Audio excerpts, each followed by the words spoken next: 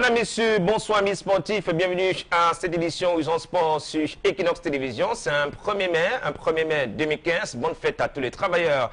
90 minutes pour faire le tour d'horizon de l'actualité sportive. En football, cette semaine, nous allons revenir sur la semaine fatale de 3 entraîneurs du championnat de Ligue 1. François Eya, viré de Mamoutos Football Club de Bouddha. Joseph Koyep Monté, qui a été remercié par le staff technique de Football Club de Baham. Augustin Kamgachili, viré par la direction de Botafogo de Douala. Ces trois entraîneurs de football peuvent maudire la 11e journée du championnat de Ligue 1. Ce soir, nous allons également revisiter toute l'émission de la Ligue de football professionnel du Cameroun. Peut-elle rattraper le train du football professionnel? Nous allons tenter de répondre à cette question avec le responsable de la communication, Armand Diok, qui est l'un de nos invités sur le plateau ce soir. On parlera des autres sports, des disciplines sportives, le handball, le basketball, du volleyball et cette crise qui persiste dans la Ligue régionale de volleyball du littoral. Madame, Messieurs, bonsoir. Bonne fête à tous les travailleurs. Mais retenez cette citation.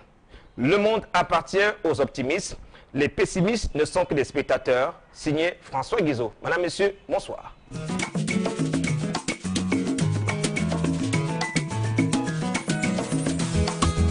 Tiens, papi, bois un verre d'eau Tanguy. C'est de l'eau minérale naturelle. Ah oui? Tu sais ça, toi? Bien sûr, maman. L'eau minérale Tanguy est extraite à 152 mètres au cœur de la terre du Cameroun. Wow. Les gouttes de pluie s'infiltrent dans le sol et voyagent ensuite pendant 65 ans en s'enrichissant de plein de petits éléments appelés sels minéraux comme le calcium, le sodium, le potassium, le magnésium et beaucoup d'autres choses excellentes pour votre santé et surtout celle de ma petite sœur. C'est pour cela que l'eau source Tanguy est la meilleure des eaux minérales. Merci de nous retrouver sur le plateau de Horizon Sport ce vendredi 1er mai 2015. Horizon Sport qui reçoit le responsable de la communication à la Ligue de football professionnel du Cameroun, Armand Diok, est là ce soir. Bonsoir Armand. Bonsoir Rebecca, bonsoir au panéliste, au riche panel qui est là, bonsoir aux milliards de téléspectateurs d'Equinox TV de par le monde et bonsoir tout le Camerounais. Vous parlez un peu comme les supporters fanatiques inconditionnels de Mamoutos de Bouddha, le club aux milliards de supporters. Bon, je suis dans la sphère du football, j'aime le football. Et s'il faut emprunter ce type de langage, c'est le langage qui est ici à la personne que je suis. Allez, comment se porte la Ligue de football professionnel du Cameroun? La Ligue de football professionnel du Cameroun se porte bien, continue de travailler pour pouvoir donner le meilleur de lui-même et que les compétitions qu'elle a à la charge puissent toujours rayonner au Cameroun et aussi inspirer d'autres, on peut dire, ligues de football professionnel panafricaines. On aura l'occasion de revisiter quelques missions ou alors des dossiers confiés à cette ligue de football professionnel du Cameroun. L'un des coachs qui était viré par l'administration de son club ou alors tout simplement séparation à l'amiable. Emmanuel Ikumba, désormais ex-coach de UMS de Loum, est sur ce plateau. Emmanuel Ikumba, bonsoir. Bonsoir, bonsoir à tous les téléspectateurs. Alors, quel est le terme approprié pour vous? Remercier, licencier, limoger, virer ou alors séparation à l'amiable? Disons qu'on ne se sépare pas toujours à l'amiable, même si sur le papier c'est ça, mais je crois qu'il y a des rancœurs qui restent, même si on se sépare. Au-delà des rancœurs, il y a quand même le chagrin qu'on a laissé un groupe qu'on a formé, et donc on ne peut pas dire qu'on s'est séparé, mais je crois qu'il faut toujours, pour un entraîneur, s'attendre à tout, et c'est pour cette raison que nous les entraîneurs, lorsque nous allons dans un club, nous avons notre sac en main et lorsque ça ne va pas, on le plie et puis on s'en va. La séparation est très souvent douloureuse. Pas du tout. Il est question que lorsqu'on a beaucoup été sous pression et qu'il faille qu'on se sépare, je crois que c'est très bien de se séparer parce que le jour qu'on se sépare, on dort mieux. Alors je pense que c'est aussi bien de se séparer pour, n'est-ce pas, un peu souffler. Merci Emmanuel Ikumba. Je rappelle que vous êtes désormais sur le banc de touche de Oryx Djemea, premier club champion d'Afrique. Vous allez tenter de relancer la machine de ce club qui est dans, on va dire, dans l'enfer du championnat de littoral. Lorsqu'on parle de l'Oryx, hein, ça reste une grande histoire dans le football. Et c'est une équipe emblématique, une équipe mythique. Il faudrait que chacun de nous donne le meilleur de lui-même, mette quelque chose à la patte, contribue pour que cette équipe retrouve ses lettres de noblesse. Et moi, je crois que c'est ce que j'ai fait. Et vous allez être jugé à la fin de la saison sportive de ce championnat D2 du littoral. Nous attendons. Peut-être pas à la fin, parce que vous savez, comme le limogeage des entraîneurs est à la une, c'est possible que si les résultats ne suivent pas le risque, vous serez viré. Pas viré, mais moi-même, je peux aussi partir. Il faut que les gens sachent que lorsque les résultats ne suivent pas, l'entraîneur peut demander, n'est-ce pas, qu'on se sépare, et non les dirigeants. Merci beaucoup Emmanuel Ikumba, Clément Zeko, M. Kalamouche. Et là ce soir, Clément Zeko. Kalamouche. Mouchete. Et à la fin, il n'y a que la sueur qui coule. Il n'y a que la sueur qui coule. Bonsoir Clément Zeko. Bonsoir Hervé, bonsoir au panel, bonsoir à l'ensemble des téléspectateurs. Aujourd'hui c'est un jour de fête. Je dis bonsoir et joyeuse fête à tous les travailleurs. Merci Clément Zeko. Mesdames, Messieurs, commençons l'émission de ce vendredi 1er mai 2015 par le basketball. Sur les parquets, les équipes qui ont négocié les tickets pour les différentes finales. Chez les seniors, messieurs, l'affiche de la finale est connue. École de basket de Douala croisera All-Star de Bamenda. Le champion du Cameroun en titre va sauver sa saison sportive par cette Coupe du Cameroun de basketball. École de basket également qui a manqué à un cheveu seulement le titre cette saison sportive. Va essayer de également ce trophée face à All-Star de Bamenda. Le champion du Cameroun en titre dans la catégorie des dames. Et INGS sera face à FAP de Yaoundé en junior dans les U18. On va le dire ainsi, U18. Chez les filles, Zumanto Basketball de Baranté croisera Phoenix des Boulevards. Et chez les garçons, AS équipe de jeunes de Yaoundé croisera la formation, l'équipe de Hope School de Douala, dont deuxième ambassadeur de la région du littoral à ces finales nationales de basketball qui vont se dérouler le samedi 23 mai prochain au Palais des Sports de Yaoundé, Rwanda. Parlons d'une autre discipline, le volleyball. Les acteurs qui montent aussi au filet. Il y a une crise qui paralyse le fonctionnement du volleyball dans la région du littoral. Mais la faction Bélo-Bourdan, la faction Anton Biak a organisé le week-end dernier un festival de volleyball sur le terrain de l'école publique d'Aqua. Cette fois-ci, il n'y avait pas de véhicules sur les deux terrains de l'école publique d'Aqua. Il y a eu des compétitions chez les jeunes, les écoles du Globe, de EDEA étaient là, et même des équipes de civils, enseignants, messieurs, Université de Douala. Chez les vétérans, l'équipe de vétérans Bassa et Bepanda. Donc, au finish, c'est l'équipe de Bassa qui a remporté le tournoi chez les vétérans en dominant la formation de Bepanda vétérans volleyball 3-7 à 2, 16-25, 25-23, 25-19, 20-25 et 14-16 pour une rencontre très enlevée entre ces deux belles équipes de la catégorie des vétérans du volleyball de la région du littoral. Mais 24 heures avant cette compétition organisée par la faction Anton Biak, le président de la FECAVOLE avait également décidé de radier les deux principaux acteurs, les deux figures de proue de la faction Anton Biak, le président élu à l'Assemblée générale de la ville de Konsamba dans le Mongo, Anton Biak, et son secrétaire général, Olivier Matonga. Tous les deux essayent de trouver une explication à cette sortie de la Fédération camerounaise de volleyball. Nous les écoutons. Bien, en fait, l'actualité, c'est que le président a pris suivi, le président de la Fédération camerounaise de volleyball a pris suivi de radier le président de la Ligue du littoral et son secrétaire général. Bien, mais malheureusement, j'ai l'impression qu'il ne sait pas ce qu'il fait, ou bien il le fait à dessein pour nuire à la Ligue régionale du littoral, parce que des personnes qui ont été élues, il n'y a que l'instance qui les a élues pour les démettre, pour les déposer. Donc le président, par sa propre voix, par sa propre personne, ne peut pas se lever un matin pour dire qu'il doit radier les personnes qui ont été élues. Ça, c'est bien. De deux, les ligues ont un fonctionnement autonome, ont une autonomie de fonctionnement. Donc pour organiser une activité comme celle-ci, qui est le premier regroupement régional, nous n'avons pas forcément besoin d'informer la fédération ou bien de demander l'autorisation à la fédération. On peut les informer si on veut, mais seulement tout ce qu'ils attendent, c'est un rapport d'activité en fin de saison. Donc nous sommes en train de fonctionner, nous n'avons pas besoin de faire la guerre. Et je crois qu'ils vont comprendre désormais que la loi revient à ceux qui ont raison. Parce qu'ils ont fait des lettres aux équipes pour ne pas venir jouer. Mais malheureusement, vous-même vous constatez que les équipes sont en train de jouer. Et ça veut dire que les équipes ont compris de quel côté se trouve la raison. Donc le volleyball au littoral marchera, que les gens le veuillent ou non. Malgré le fait que c'est les gens de l'extérieur qui s'associent et qui monte les gens à l'intérieur pour gâter les activités dans la région. Nous sommes prêts et nous allons tout mettre en œuvre pour que le volleyball se joue au littoral. Je vous dis sincèrement, vous pouvez le vérifier en temps opportun ou alors quand vous voudrez. Je suis allé vers M. Tchefa Emmanuel, le rencontrer à son bureau, il m'a reçu. Je lui ai expliqué que cette histoire dans laquelle on est en train de tremper est une mauvaise histoire. On ne nomme plus. Tout le monde doit passer par les élections. M. Tchefa m'a dit qu'il a compris. Malheureusement, il a continué. Le président de la fédération, lorsque nous rentrons de l'Assemblée générale de Konsamba, qui m'a élu, le lendemain, je lui ai envoyé un mail en lui annonçant le rapport et en lui disant que quelques temps plus tard, les procès-verbaux vont suivre parce que je ne les avais pas encore. Quand j'ai reçu les procès-verbaux, je les lui ai transmis par voie d'huissier.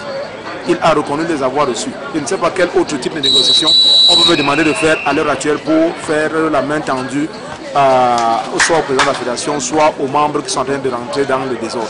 Je crois que ce que j'ai fait, c'est ce qui était de mon ressort, c'est ce qui était mon devoir, je l'ai fait. Maintenant, si eux s'entêtent à vouloir faire du désordre, je ne peux pas leur forcer la main, ils vont rester dans leur position. Moi, je vais faire jouer le volleyball dans l'intérieur.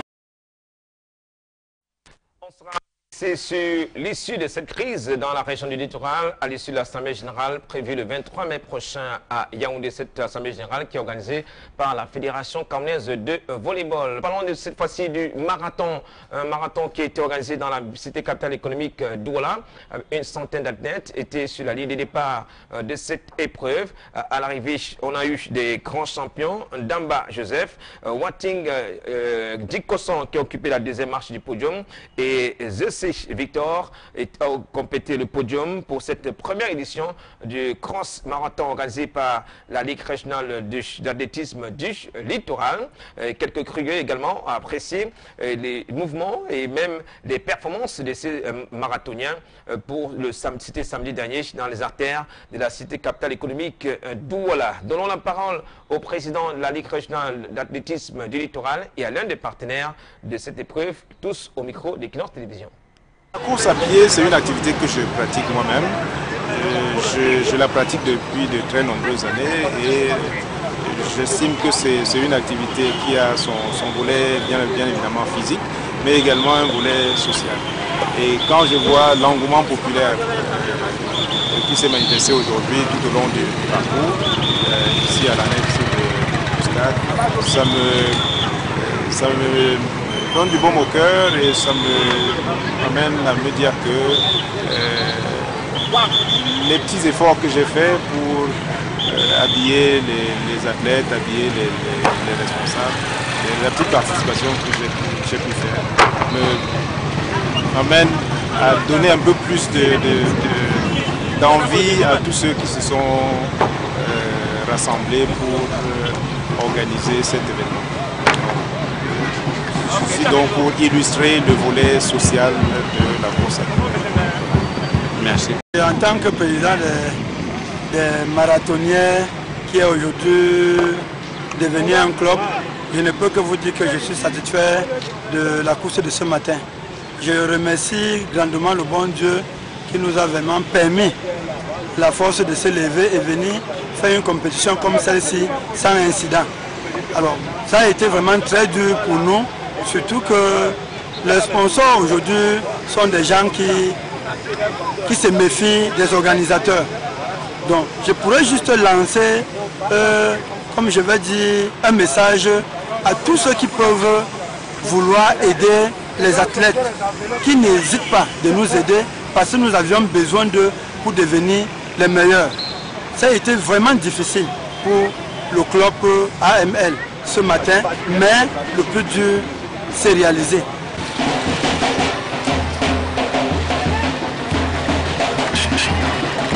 Journée pour les marathoniens de la Ligue régionale d'athlétisme du littoral. Quittons le terrain de l'athlétisme à la mer des disciplines sportives pour parler cette fois-ci du football. Limogeage en série, en cascade des entraîneurs. Coton Sport de Garoua, seul au sommet du tableau. Il n'y a plus d'embouteillage au sommet du tableau.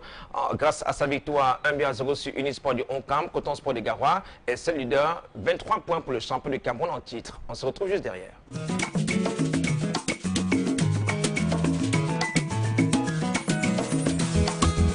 Tu es bien, papi. Bois un verre d'eau Tanguy. C'est de l'eau minérale naturelle. Ah oui? Tu sais ça toi? Bien sûr, maman. L'eau minérale Tanguy est extraite à 152 mètres au cœur de la terre du Cameroun. Les gouttes de pluie s'infiltrent dans le sol et voyagent ensuite pendant 65 ans en s'enrichissant de plein de petits éléments appelés sels minéraux comme le calcium, le sodium, le potassium, le magnésium et beaucoup d'autres choses excellentes pour votre santé et surtout celle de ma petite sœur. C'est pour cela que l'eau source Tanguy est la meilleure des eaux minérales. Retour sur le plateau d'Horizon Sport sur Equinox Télévision. Parlons de football cette fois-ci. La Ligue de football professionnel du Cameroun, principale organisatrice des compétitions, le championnat de Ligue 1, le championnat de Ligue 2.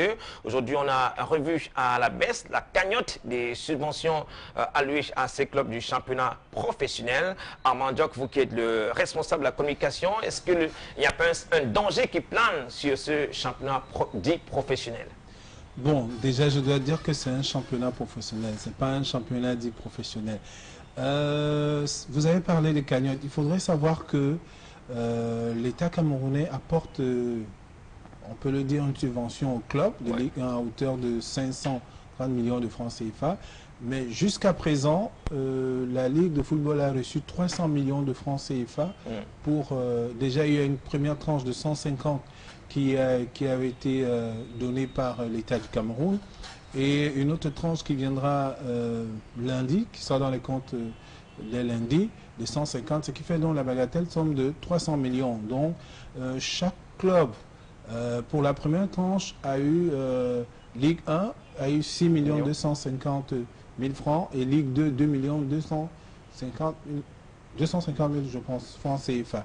Et il va s'en suivre pour la prochaine tranche qui sera accordée à ces différents clubs. Non, on peut dire que véritablement cet apport de l'État est là pour subvenir à des besoins des clubs, mais il n'est pas suffisant.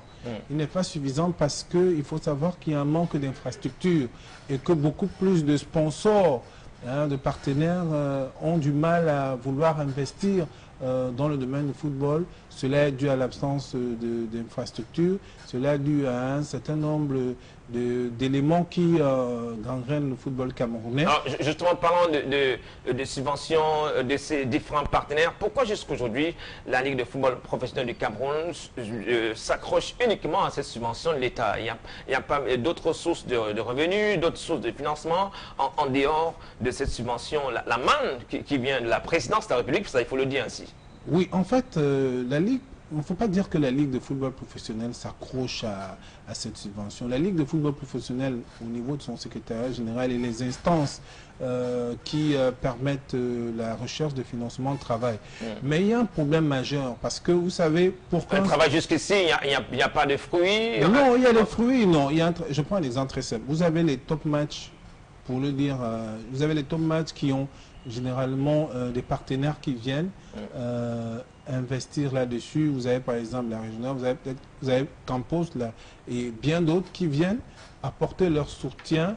Et vous avez le nouveau partenaire technique Garman qui accompagnera la Ligue de football professionnel pour cette top match. Il faut savoir que les sponsors investissent dans les espaces qui leur seront visibles. Et véritablement, le manque d'infrastructures impacte sur la venue des sponsors. Mais il n'en est même pas moins que la Ligue de football professionnel, à travers ses démembrements et ses différents services, travaille avec des partenaires pour leur dire que le meilleur investissement et la meilleure visibilité, c'est le football. Plus vous viendrez dans le football, mieux votre image sera. Mais ce problème-là, je vous le dis, un véritable pilier, un caillou dans la chaussure qui empêche véritablement les sponsors de venir. Ce manque criard d'infrastructure. Le football professionnel au Cameroun est pauvre. Clément Zeko, vous avez l'impression aujourd'hui que la Ligue de football professionnel du Cameroun fait des efforts énorme dans ce sens pour qu'on quitte le terrain de la pauvreté pour se retrouver au moins sur un terrain aisé pour les clubs et pour ceux qui nous produisent des spectacles, les joueurs? Non, lorsque j'entends M. Amanjo parler, j'ai envie de pleurer. J'ai envie de pleurer simplement pourquoi la paresse qui caractérise la Ligue en matière de recherche de sponsors est visible à tous les... Ça saute aux yeux. À partir du moment où MTN, excusez que je parle de MTN, s'était retiré, chacun comprenait qu'il devait avoir un creux considérable dans à la fois les ressources de la Ligue et les activités de la Ligue. Parce que ce sponsor-là permettait à la Ligue d'avoir une aisance dans son activité. Ouais. Mais à partir du moment où ce grand sponsor s'en va, la Ligue n'a fait aucun effort, à mon sens, pour remplacer.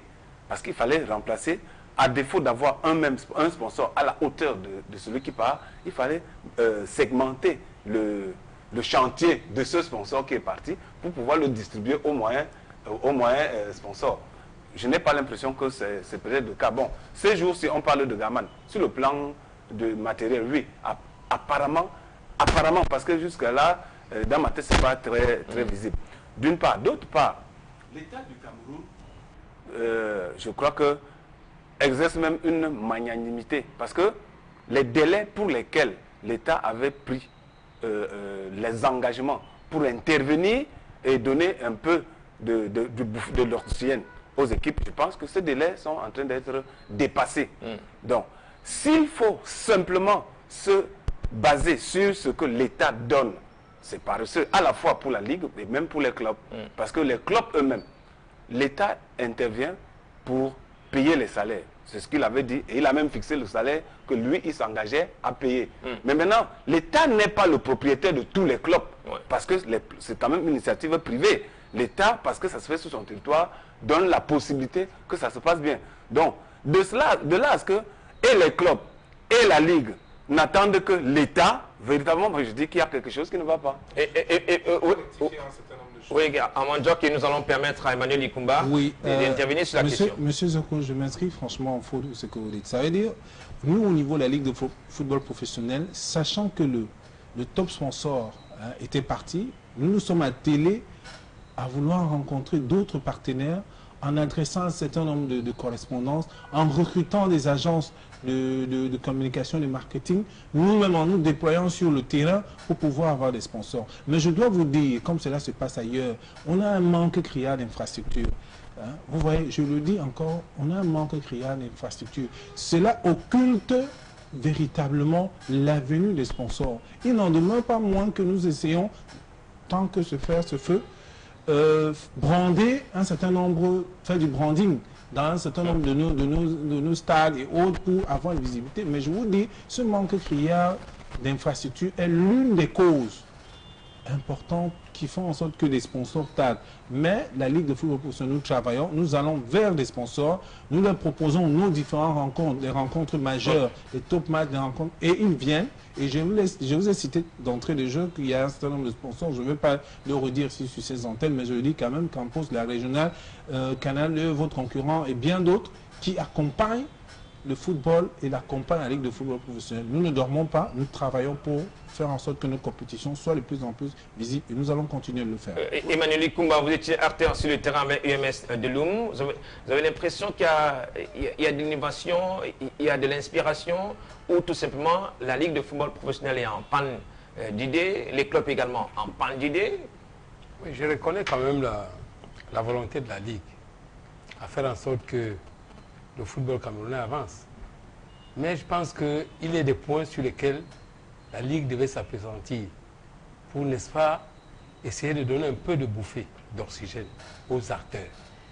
Je vous assure, je ne sais pas, mais je crois que Armand qui est là, sait que les joueurs, footballeurs professionnels du Cameroun tirent au diable par la queue. Est-ce que la subvention qu'on vient d'allouer aux équipes par l'État, est-ce que cette subvention arrive au niveau des joueurs? Je doute fort. Vous savez, la Ligue a déterminé quel salaire chaque joueur de la Ligue devait percevoir. Au jour d'aujourd'hui, allez vérifier dans le club. Il y a des joueurs qui ont des licences qui ne perçoivent aucune somme, aucune, je vous assure. Mais quelle est alors la réaction de la Ligue par rapport à ces présidents de club? Je vous assure, moi je ne voudrais pas indexer des clubs où j'ai travaillé, mais j'ai vécu des des choses pas supportables. Vous voyez, un joueur, il joue toute une saison, au lieu de lui reverser une somme, un salaire de 50 000 francs, il se retrouve avec 15 000 francs de salaire. Et même quand la Ligue est au courant, le joueur, il se morfond dans son coin et il attend que le championnat finisse. Les joueurs sont incapables de donner la prestation qu'il faut parce que l'entretien ne suit pas. Je crois qu'Armand est là, il écoute. Il est donc question que la Ligue fasse, n'est-ce pas, des contrôles au niveau des clubs pour s'assurer que leurs acteurs, parce que s'il n'y a pas les acteurs, il n'y aura pas de Ligue. Ouais. S'il n'y a pas d'acteurs, il n'y a pas de spectacle. Il n'y a pas de spectacle. Donc ça, c'est un appel que je lance à la Ligue pour que les acteurs, là, non seulement ils sont en train de souffrir sous le soleil, pendant que tous les dirigeants sont à la tribune, à l'ombre, ils sont sous la pluie, mais ils ne perçoivent pas leur salaire. Donc il faut que la Ligue s'attelle à cela et vérifier ce problème pour que les acteurs aient cette envie de jouer et de jouir le fruit de leur travail. Au-delà du rôle des syndicats, le syndicat qui défend les droits des acteurs, c'est-à-dire des footballeurs sur le terrain, la Ligue a annoncé des descentes, des missions de contrôle et d'audit au sein de certains clubs. Pourquoi jusqu'ici c'est un silence complice de la part de la Ligue qui est un peu dominée par la toute-puissance des présidents de clubs? Non, je dois vous dire que je pense que lors d'un récent point de presse du président de la Ligue de football professionnel, je pense que vous l'avez, le papier est passé, l'élément est passé sur vos antennes, il a été dit que lors les subventions qui seraient données par l'État, la Ligue de football professionnel va aller vers les clubs pour avoir les justificatifs de ces fonds-là. Je pense que c'est normalement le travail, on peut le dire normalien, régalien de la Ligue de football professionnel. Les subventions que l'État alloue pour les clubs, la Ligue fera des descentes sur le terrain pour avoir ces justificatifs. Et il faut savoir aussi que la saison passée, nous l'avons fait. Nous l'avons fait, le secrétaire général de la Ligue de football professionnel du Cameroun, le chef département financier, sont descendus dans les régions du Cameroun pour avoir ces justificatifs. Mais il n'y a pas eu de sanction. Il n'y a pas eu de sanction. Pourtant les clubs sont, les joueurs dans différents clubs sont aux abois. Il n'en demeure pas moins que pour cette saison, que ce soit un contrôle interne, que ce soit un contrôle externe, la Ligue de football professionnel, dans le financement qui lui est dévolu et par le canal lequel il transite vers les clubs, fera un contrôle pour avoir les justificatifs des fonds alloués, parce que c'est aussi ça, quand vous utilisez les fonds de l'État, vous êtes censé rendre compte. Et la Ligue de football professionnel va récupérer le moment. Et cette fois-ci, on va sanctionner à Mandjok. Autant que ce que la Ligue de football professionnel. Parce qu'on a l'impression qu'il y a une certaine complaisance. Il y a une certaine complaisance de la part de la Ligue de football professionnel. Il suffit de faire remonter le bordereau de paiement des salaires de fin de mois, chaque fin de mois à la Ligue. Faites seulement remonter le bordereau. Je suis en train de vous dire que les moyens de contrôle seront utilisés par la Ligue de football professionnel pour que les fonds qui sont alloués au club et les justificatifs, et la Ligue de football professionnel du Cameroun descendra sur le terrain. Maintenant, vous avez parlé au niveau des sanctions, et la Ligue de football professionnel du Cameroun, c'est elle qui gère et organise les compétitions de Ligue 1 et Ligue 2, prendra la mesure de ses responsabilités au cas où c'est saisi. Il y a des commissions qui sont habilitées à pouvoir connaître de ce type d'affaires, et je pense que pour le bien des compétitions de la Ligue de football professionnel, les différents responsables prendront la mesure des éléments qui seront apportés à leur attention. Arnaud, cette rhétorique est très belle, elle est suffisamment belle, cette rhétorique-là, et elle manque du concret. Ouais. Mais je voudrais tout à l'heure... On a habitué au discours. Oui. Ça va se faire. C'est pour ça que j'admire la rhétorique. Mais maintenant, il faut faire le pas entre cette rhétorique et le pragmatisme du terrain. Parce qu'effectivement, si le rôle de contrôleur que vous avez, si vous l'exercez, ça va tant soit peu améliorer la condition du joueur, au moins sur le terrain. Je vous l'ai dit que la saison passée, la Ligue l'avait fait. Mais cette saison, la Ligue va monter en puissance. D'un cran, ok. Maintenant, je voulais ajouter quelque chose. Tout à l'heure, j'espère que d'entrée, lorsque j'ai parlé de la paresse de la Ligue, j'ai vu Armand tirer du front. Oui. Aussi longtemps qu'on ne verra pas la redistribution des efforts que vous faites pour pallier au départ du top sponsor auprès des clubs, on va vous taxer de paresseux. Parce que seule la subvention de l'État leur parvient. Comment alors faire pour leur venir en aide. Parce qu'on les a placés dans cette, dans cet état-là avant. Il est vrai que si les clubs travaillaient franchement, ils ne seront pas en train d'attendre qu'on leur donne des subventions de cette manière-là. Mais malheureusement, nous avons notre manière, le Cameroun c'est le Cameroun, nous avons voulu tropicaliser à notre manière ce qui se fait là. Et à la fin, notre tropicalisation nous tombe sur la tête. Maintenant, il faudra qu'on soit capable d'avancer avec cette tropicalisation. Oui, Emmanuel Ikumba. Je vais rebondir sur ce ballon pour dire que, à suivre Armand, on a comme l'impression que le championnat s'il risquera d'aller jusqu'à son terme sans que tout ce qu'on nous dit là soit concret. Parce que nous sommes déjà à la 11e journée. Voilà, il faut le rappeler, nous sommes déjà à la 11e. Il tire vers la fin de la première manche. Et maintenant, parce que l'État ne va pas éternellement subventionner la Ligue. Si jamais l'État, parce que l'État a d'autres disciplines, on voit le basket, on voit le handball et la bourse qui a disparu. Si l'État décide maintenant que c'est à la bourse qu'il y aura des subventions, la Ligue va fonctionner comment? Les joueurs vont fonctionner comment? Donc moi, c'est la question que je pose à Armand, pour dire que ce que Clément Zeko dit est pertinent. Il fallait que nous puissions avoir même des sponsors qui peuvent supporter même 2, 3, 4 matchs de championnat pour que le club ait ces ressources-là pour fonctionner. Je vous assure que les joueurs, ils sont très courageux pour nous produire ce peu de spectacles que nous vivons actuellement pour que la Ligue ait suivi. Si jamais on n'a pas un entretien de joueurs adéquat, je vous assure que nous allons vers la fin du football. Je vous assure, ça c'est clair. Parce que nous vivons les joueurs au jour le jour et nous réglons, nous les encadreurs, qui ne sont même pas rémunérés comme il faut, nous réglons le problème de ces joueurs pour que ces joueurs puissent s'épanouir. Vous devenez les parents directs. Nous devenons les parents, de ces entraîneurs qu'on limoge aujourd'hui au jour le jour, alors que nous passons toute une saison à gérer les joueurs tous les jours. Les présidents de club ne voient que certains ne voient que leurs joueurs le jour du match. Et toute la saison, toute la semaine, nous préparons l'équipe pour que le dimanche, le président s'assoit à la tribune pour dire que l'entraîneur a joué le limoger lundi. Oui, je dois dire au coach Lukumba Hervé, si tu permets. Allez-y, Armand. Oui, coach, je dois vous rassurer que la Ligue de football professionnel du Cameroun travaille au quotidien pour voir les voies et moyens, parce qu'on sait que le financement de l'État, la subvention, est amené à disparaître. À un jour. Oui. Il n'en demeure pas moins que nous travaillons pour pérenniser des apports en ressources. C'est pour ça qu'au quotidien, nous allons vers les entreprises. Et nous, on ne peut pas vous dire, par exemple, je prends l'exemple très simple, on ne peut pas vous dire peut-être qu'on est allé à 11 ou on est allé à l'extérieur, tant que ce n'est pas conclu. Vous voyez, on fait des propositions parce qu'on cherche des niches. On cherche de nouveaux partenariats. Vous avez vu le partenariat avec l'équipementier Garman. C'est quelque chose que, lorsque ça a été conclu, ça c'est sûr de tout le monde.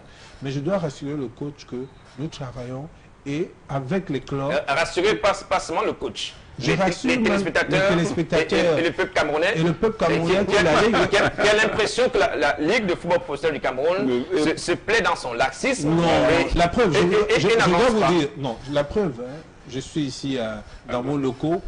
C'est pas fait preuve de laxisme. Et de deux, vous savez, on a des heures un peu induites.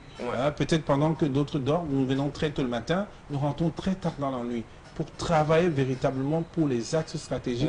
Nous attendons les fruits de toutes vos réflexions. Oui, justement, les fruits, mais je dois vous dire, c'est pas aussi à la Ligue de football professionnel de construire les stades. Il faut que cela se sache. Parce que quand vous rencontrez un sponsor, il vous dit j'ai besoin de faire un tel branding sur tel aspect du stade. J'ai besoin de faire telle chose. C'est des niches d'argent. Vous voyez, c'est des niches qui peuvent ramener de l'argent. Nous sommes obligés de leur dire, écoutez, il y a les stades municipaux, faites ceci, faites cela. Mais je dois vous dire que nous ne dormons pas à la Ligue. Nous travaillons jour et nuit pour que, si jamais demain après-demain, il n'y a pas de financement, qu'on puisse voir un peu comment le football puisse continuer de se pérenniser. Mais c'est vraiment un problème assez criard, ce problème d'infrastructure. C'est comme un appel d'air qui va permettre véritablement aux sponsors de venir participer à la belle dame, on peut dire comme ça, du football, les compétitions de la Ligue.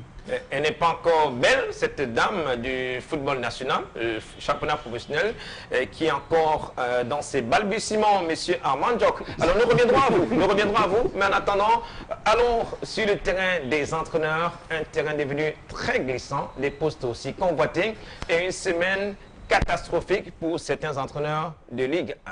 Reportage. La 11e journée du championnat de Ligue 1 a été fatale pour 3 entraîneurs du championnat de Ligue 1. Chez les Mangwa Boys de Bamboutos de Bouddha, François Eya a été remercié quelques heures seulement après la lourde défaite face à l'Union sportive de Douala. François Eya, qui était déjà en désaccord avec l'administration du club, cède son fauteuil à Théophile Finkou, qui a signé un contrat chez les Mangwa Boys jusqu'à la fin de la saison sportive. Chez Botafogo de Douala, la défaite à Yaoundé contre le Dragon a été très mal appréciée par la direction du club, qui a d'abord suspendu les 2 coachs pour 24 heures avant d'autoriser à ces derniers de reprendre les entraînements. Le lendemain, la direction du club a frappé fort en limogeant Augustin Kamgadi Chili. Fovo Club de Baham est sans entraîneur principal. Joseph Kwayeb Monti a été viré pour défaut de résultats. Les 2 parties parlent d'une séparation à l'amiable. Autre club qui a subi un revers, c'est Lyon blessé de Foutouni. La 2e défaite de la saison sportive a provoqué une secousse. Le président fondateur du club, Gabriel Boni Dissopo, annonce un véritable tsunami en cas de défaite face à New Star de Douala dimanche à Bafan. Une sérieuse crise couvre dans l'encadrement technique depuis le retour au pays du Belge Dani Klassen, nommé directeur technique après une brouille avec les coachs camerounais Beb Constantin et Zekame Benezer. De sources bien introduites, tous ne parlent pas le même langage. Pour cette 12e journée du championnat de Ligue 1, certains entraîneurs ont bénéficié d'un match de sursis. En cas de défaite, ils sont également virés par l'administration de leur club. Point focal, le stade municipal Kuala Kualangandu Gaston de Nguenak-Bafan pour ce dimanche. Emmanuel Ikumba, les postes sont très convoités, surtout les postes des entraîneurs sur les bancs de touche. Comment vous avez vécu dans cet environnement de UMS de Loum, des incompréhensions, joueurs ou alors avec l'administration du club? Ouais, disons que l'entraîneur de football est incontournable dans une équipe de football. Et à suivre tout ce qui se passe tous ces derniers temps avec ce qui est comme limogeage des entraîneurs, on a comme l'impression que les présidents de club font comme du one-man show. C'est-à-dire que j'ai vu, on a limogé tel entraîneur, il faut que moi aussi j'en limoge le mien. Je pense que c'est... On se lance dans un phénomène de mode pour rien. On limoge un entraîneur ici, on limoge, on le prend ailleurs. C'est-à-dire qu'on tourne en rond. Finalement, les mêmes entraîneurs ont des clubs. Et vous savez, l'entraîneur de football n'est pas seulement entraîneur de football. Nous sommes, en plus d'être entraîneurs de football, nous sommes des éducateurs, nous sommes des parents. Je vous assure que si vous assistez à une semaine d'entraînement d'un entraîneur, vous allez voir qu'il va même au-delà de ses prérogatives. Et lorsqu'un entraîneur est pris à la légère, comme les dirigeants le font tous ces derniers temps, parce qu'en fait, quand vous voyez tout ce qui se passe comme limogeage, est-ce que ces présidents de club respectent les clauses du contrat? Est-ce que c'est comme ça qu'ils devaient se séparer avec ces entraîneurs? Donc on fait tout cela, peut-être pour abaisser les entraîneurs que nous sommes, parce qu'on ne veut pas nous donner de la valeur. Mais je vais vous dire, il n'y a pas que dans certains clubs où les résultats ne suivent pas. Et il y a des clubs où les résultats ne suivent pas, on ne limoge pas les entraîneurs. Peut-être parce qu'ils sont des expatriés. Mais aujourd'hui, on se focalise sur l'entraîneur camerounais qui est formé. Nous sommes formés à la direction technique nationale. Nous payons de notre argent pour être formés. Nous ne sommes pas des gens de la rue qui viennent prendre... Vaut mieux tard que jamais. Félicitations, voilà. Emmanuel Ikumba, pour votre Non, licence écoutez, A. Hervé, nous, on ne met pas nos diplômes en exergue. Nous mettons la passion du football en exergue. Nous mettons la formation de ces joueurs. Nous mettons notre vécu, pour nous qui sommes des anciens joueurs, nous mettons notre vécu à la disposition de ces jeunes joueurs qui ont besoin de nous. Je vous assure que dans le club dans lequel je suis actuellement, les enfants sont contents de venir faire ma séance d'entraînement parce qu'ils rêvaient d'être encadrés par moi. Vous voyez, c'est des choses qui passent inaperçues, mais nous le ressentons parce que nous sommes entraîneurs. Donc un entraîneur, aujourd'hui, camerounais, n'est pas pris à sa juste mesure. Et c'est pour cette raison que vous voyez, même quand il y a des résultats, on ne peut pas dire à un entraîneur, vous faites 2 matchs, on va vous faire partir. On oublie que l'entraîneur peut gagner les 2 matchs et demande à partir lui-même. Ça échappe aux gens. Donc il faut que les gens... nous sommes à la 40e journée. Nous sommes à la 40e journée. Pour qu'on dise qu'un entraîneur qui a allié 2, 3 défaites, il faut qu'on le fasse partie. Ça veut dire qu'au fond, il y a la clause de contrat qui n'est pas respectée, en termes même des finances, mais en termes même de contrat. Est-ce qu'il faut se séparer d'un entraîneur lorsque les résultats ne suivent pas? Moi, je pense qu'il n'y a pas ça dans les clauses de contrat. Mais les présidents de club le font parce qu'ils savent qu'il y a le tribunal et on sait ce que c'est. Lorsque un entraîneur de football, bien un joueur de football, est au tribunal avec un président de club, on sait comment ça se passe. C'est des procès qui sont renvoyés à la défaveur de ceux-là qui sont mis en minorité. Donc je pense que l'entraîneur n'a pas honte d'être limogé, l'entraîneur n'a pas peur d'être limogé. D'ailleurs, chaque fois qu'un entraîneur va dans une équipe, il a son sac. Il n'a jamais son oreiller ni son drap, mais il a son sac à main. Parce qu'il sait que dans la séance d'entraînement, on peut lui demander de partir et il a son sac, il est prêt à partir. Clément Zeko, comment comprendre cette situation aujourd'hui sur les différents bancs de touche? Bamoutos de Bouda qui a ouvert le bal. Ensuite, c'était Botafogo de Douala. Et pas plus tard que mercredi soir, le cas de Joseph Koyep monté au sein de Football Club de Baham. Ces trois cas sont un peu différents. Si nous prenons le cas du dernier cas, Joseph Koyep monté. À entendre les deux parties, chacun dit nous nous sommes séparés à l'amiable. Parce que les résultats ne suivent pas, les deux. Maintenant, l'administration qui se sépare d'un entraîneur n'a pas encore celui qui va le remplacer. Bon, et se gargarise de pouvoir utiliser les adjoints qui sont sur place. Comme si l'entraîneur travaillait seul et les adjoints regardaient de derrière. On ne sait pas qu'une équipe est une unité fonctionnelle, tant pour son administration que pour son staff. C'est-à-dire que lorsqu'il y a un staff, tout le monde travaille ensemble pour poursuivre le même résultat. Mais ce que les clubs ne disent pas clairement en début de saison, c'est les résultats auxquels ils voudront même parvenir. Quels sont leurs... Ils ont des ambitions. J'ai toujours dit, les clubs ont des ambitions, mais très peu en ont en qualité d'objectif. C'est-à-dire qu'à moyen terme, à court terme, à long terme, qu'est-ce que je vais pouvoir faire cette année? Quel est le palier que je vais franchir avec mon équipe? L'année prochaine, dans l'optique d'être africain, qu'est-ce que je dois faire pour devenir africain? Lorsqu'une équipe africaine camerounaise est qualifiée pour un championnat africain, par exemple, qu'est-ce que cette équipe fait? Elle regarde derrière elle pour voir les gens qu'elle a battus et se féliciter de son exploit. Elle ne considère pas que devant, ce qui arrive sera plus difficile et que les efforts qu'il va falloir pour juguler cette difficulté-là seront plus grands à effectuer. Et à la fin, on se rend compte qu'on n'a pas le même standard que les équipes que nous allons rencontrer devant. Même chose cette année. Lorsqu'on commence ce championnat, on l'a commencé avec une préparation de 2 semaines.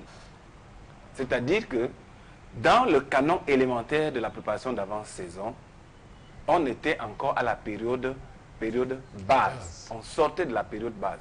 On n'avait même pas encore commencé la spécifique. Et on sait, et on enseigne dans les écoles d'entraînement que pendant les périodes de base, il ne faut pas faire de match. Pas du tout. Mais c'est dans cette période-là que nous avons mis nos matchs officiels. Les risques de se blesser étaient grands. Donc, nous n'avons même pas déjà, dans la préparation globale de notre championnat, respecté les 8 semaines qu'il faut pour l'avant-saison.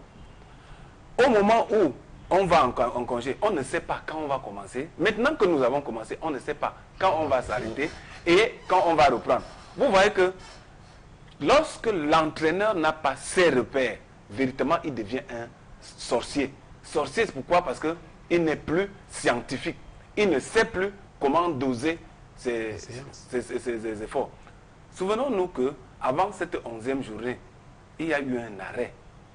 Il y a eu un arrêt pendant lequel les équipes ont été obligées, pour certaines, d'attendre pratiquement 2 semaines avant de se relancer en compétition. Alors qu'elles étaient déjà pratiquement dans leur vitesse de croisière. Personne n'a considéré ça. Maintenant, les équipes, les équipes, les unes comme les autres, celles qui ont limogé, n'ont regardé que le résultat à la fin. Donc, qu'est-ce que je vais dire pour ne pas être long? Les équipes elles-mêmes ne fixent pas bien leurs objectifs. Et quand on a fixé l'objectif pour l'équipe, c'est je recrute l'entraîneur, je dis je vais être champion. Voilà des équipes qui veulent être champions, qui ont les bras croisés et qui attendent que la Ligue reverse les subventions pour qu'on paye les joueurs. On ne s'assure pas que le joueur est resté aussi compétitif, qu'il a gardé sa compétitivité à travers les entraînements. Plus il s'entraîne, plus il diminue ses réserves. Malheureusement, il ne récupère pas. On ne peut fructifier l'entraînement qu'à travers la qualité de la récupération. Nos équipes n'assurent pas la récupération. Voilà un entraîneur qui sort du terrain et qui est même sur le terrain, qui nous dit que les joueurs, ils font des pieds et des mains pour pouvoir assurer aux joueurs la continuité dans l'entraînement.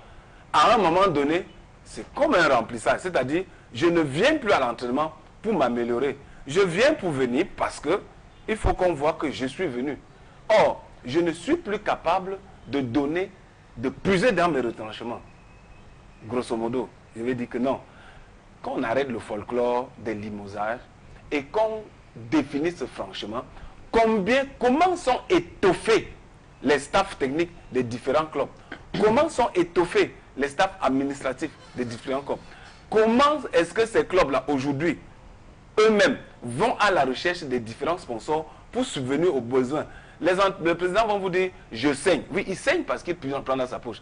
Comment est-ce qu'il s'organise lui-même pour utiliser son équipe comme élément pour pouvoir appeler des fonds? Parce qu'une équipe, si vous faites vous allez auprès des sponsors, bien vendre votre équipe. Vous pouvez bien vendre votre équipe. Vous voyez que paresseusement, les autres démembrements de l'équipe restent, attendent le score du dimanche et croient que c'est la faute à l'entraîneur. Non, ce n'est pas seulement la faute à l'entraîneur. S'il faut le limoger, il faut le limoger tout le monde parce que un résultat ne dépend pas seulement de l'entraîneur. Même si l'entraîneur assume le résultat, le résultat ne dépend pas de l'entraîneur. Je vais vous prendre un exemple aussi élémentaire. Vous préparez bien votre équipe. Vous arrivez à la réunion technique. On vous apporte des maillots mouillés. Au moment où vous allez les remettre aux joueurs, les maillots mouillés. Ça suffit. Pour un match. Oui, ça suffit largement pour que les joueurs soient à côté. Ou on vous apporte les maillots en retard. Ou celui qui doit vous apporter les licences les a, je ne sais pas, oubliés dans sa chambre au moment où vous allez sur le terrain. Ou les a même oubliés dans un taxi. Et il faut aller. Ça suffit largement. L'intendant, le garde matériel, le PCA, tous les membres de l'équipe sont capables d'influencer sur le résultat. Si chacun à son niveau fait exactement ce qu'il a fait, il influence positivement. S'il fait négatif, il va influencer. Donc, limoger, on va continuer à limoger les entraîneurs. On va prendre, on va les limoger. On va pas, ce sera un cycle, on va tourner en rond. Et premier élément comptable des résultats des clubs, ces entraîneurs, principal cible des dirigeants de club à Mandjok. Il y a un pointy finger qui est encore fait sur la Ligue de football professionnel du Cameroun. Pourquoi cette mini-trêve qui a été imposée dans le championnat de Ligue 1? Non, vous savez, il fallait apurer les matchs. Différents matchs en retard. Franchement, il fallait les apurer afin de permettre véritablement à tous les clubs d'être au même niveau, simplement au même niveau, et il fallait apurer ces matchs. C'est la réponse qui est très simple. Maintenant, s'agissant de la préoccupation portant sur le limogeage des entraîneurs, qui est d'actualité, il faut savoir que bon, les entraîneurs sont les employés des clubs, et ça fait mal de voir un entraîneur changer de club, au moins 3 clubs en une saison sportive. 2 saisons sportives, ça fait mal, mais bon, c'est la réalité du football. C'est la réalité du football, ce sont les éléments qui entourent notre football, et c'est ça le paquet du football camerounais. Vivement qu'on travaille pour que ce paquet soit bien civilisé, et chacun a une responsabilité dans ce qui arrive. Chacun a sa part de responsabilité. Que ce soit au niveau, comme je le viens toujours, vous allez me dire, c'est mon cheval de bataille, que ce soit au niveau des infrastructures, parce que sans les infrastructures, on ne peut pas avoir de beaux spectacles. Donc, et aussi sans une formation, sans les moyens financiers, il faut aussi que les partenaires, les sponsors viennent accompagner les clubs de Ligue 1, Ligue 2. Il y a beaucoup d'entreprises, écoutez, il y a beaucoup d'entreprises ici qui gagnent des milliards de francs CFA.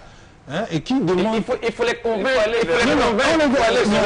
On est déjà allé vers eux, on continue d'aller vers eux. Et c'est pour ça que cette tribune est aussi là, pour pouvoir dire à ces chers messieurs, à ces chères dames qui ont des grosses entreprises, mesdames et messieurs, venez investir dans le football, venez accompagner ces clubs. Vous avez besoin de visibilité.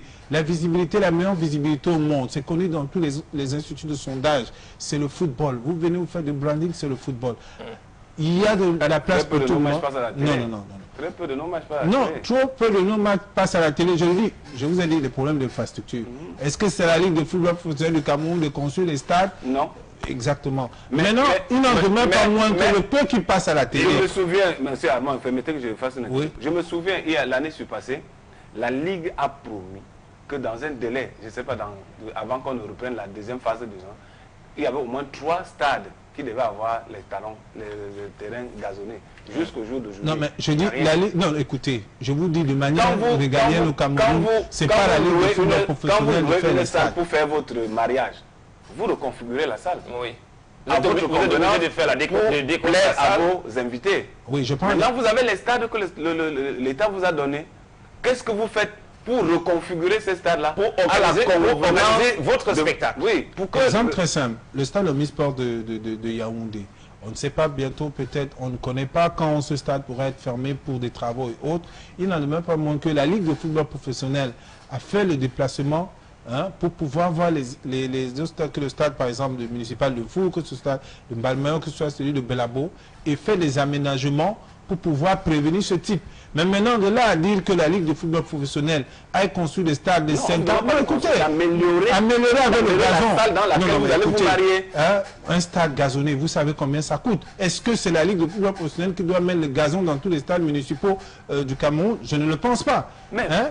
Je ne le pense pas. Il n'en demeure pas moins que pour pallier... Même la simple peinture. Alors. Non, mais la peinture quand même, nous faisons un certain nombre de choses. Je vous ai parlé du stade Mfou, je vous ai parlé du stade Mbalmayo, hein, qui sont entre la main courante et des travaux sont là-bas en étroite collaboration avec la mairie. C'est pour vous dire que la Ligue de football professionnel est consciente de ce manque de infrastructures, mais ce n'est pas à elle de construire les infrastructures. Ça, il faut que cela soit... Je continue à prendre l'exemple aussi élémentaire que cela soit.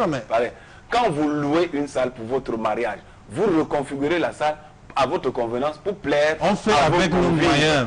Voilà. On fait avec les moyens qui sont à notre disposition. Mais en ce qui concerne le foot, il n'y a aucun... on n'a en rien. Monsieur Zeko, on fait avec les moyens qui sont à notre disposition. Emmanuel Ikumba, Clément Zeko, peut-être pas à Mandjok, comment comprendre le cas Lyon-BC de Fotoni aujourd'hui, leader jusqu'à la 10e journée, jusqu'à la 9e journée, une équipe de Lyon-BC de Fotoni, il y avait 2 coachs. Beb Constantin Roger et Sekam et Bénézer et Amban Marcel qui étaient sur le banc de touche, qui ont fait du boulot. Avec l'arrivée de Dani Klassen, le Belge, il y a eu une brouille sérieuse sur le banc de touche, même si le Belge a été nommé directeur technique. Mais le silence de la direction de Lyon-BC trahit aujourd'hui un certain malaise au sein de cette équipe. Il y a un sursis accordé également de ce côté-là au banc de touche de Lyon-BC de Fotoni. Comment comprendre le cas de Lyon-BC de Fotoni? Non, le cas de Lyon-BC, à mon sens, je pense que c'est le propriétaire de Lyon-BC de Fotoni qui fait le désordre. C'est lui qui fait le désordre. Pourquoi? Je ne comprends. Il sait exactement ce qu'il veut. Au point où il crée son équipe, il investit, elle monte, il investit. Il sait qu'il faut mettre en tête pour faire quoi. Maintenant, au départ, c'était Kouakoula. Les résultats étaient bien, il n'y a pas de souci. À un moment donné, basta. On met Kouakoula de côté pour des raisons qu'on n'a pas expliquées. Il est simple à tenir son équipe. Après, on fait venir Beb et les Sekan et autres. Ils prennent les rênes. Le Klassen vient, après il s'en va parce que pour des raisons, je ne sais pas quoi, il repart en Belgique. Les garçons restent derrière.